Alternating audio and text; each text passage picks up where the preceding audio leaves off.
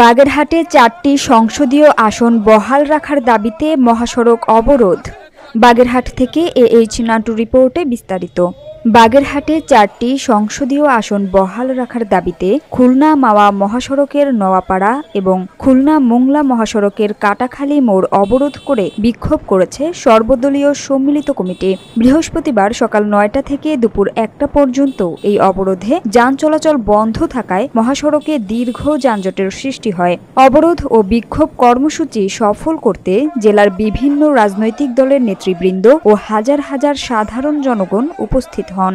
এ সময় অন্যান্যর মধ্যে উপস্থিত ছিলেন বিএনপির কেন্দ্রীয় কমিটির গবেষণা বিষয়ক সম্পাদক কৃষিবিদ শামীমুর রহমান শামীম, বাগেরহাট জেলা বিএনপির আহ্বায়ক ইঞ্জিনিয়ার এটিএম আকরাম হোসেন তালিম, বাংলাদেশ জামায়াত ইসলামী বাগেরহাট জেলা আমির মাওলানা রেজাউল করিম, জেলা বিএনপির সাবেক সভাপতি এম.এ. সালাম, বাংলাদেশ জামায়াত ইসলামের বাগেরহাট জেলা নায়েবে আমির অ্যাডভোকেট আব্দুল ওয়াদুদ, বিএনপি নেতা খান মনিরুল ইসলাম, ফকির তারিকুল ইসলাম সহ বিএনপি, জামায়াত, খেলাফত মজলিস, ইসলামী আন্দোলনের বিভিন্ন পর্যায়ের নেতৃবৃন্দ।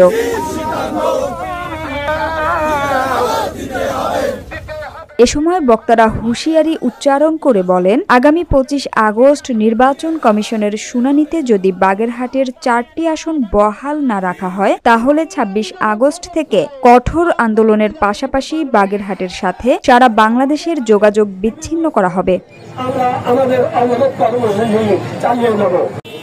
এই নির্বাচন কমিশনের উপর আমাদের বাগেরহাটবাসীর ভবিষ্যৎ প্রজন্মর বর্তমান বাগেরহাটবাসীর নাগরিক, নৈতিক, সাংবিধানিক অধিকার হরণ করেছে এই নির্বাচন।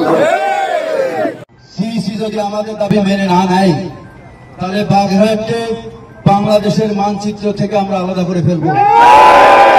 আমরা মোংলা বন্দরকে অচল করে ফেলব বা মোংলা বন্দরে যত ইন্ডাস্ট্রি আছে সবগুলো আমরা বন্ধ করে দিব। আমাদের বাগেরহাট জেলা বাংলাদেশের যত চিংড়ি উৎপাদন হয় তার 70% বাগেরহাট থেকে উৎপাদিত হয়। আমাদের বাগেরহাট বৈদেশিক মুদ্রা অর্জন করে, আমরা সবকিছু বন্ধ করে দিব।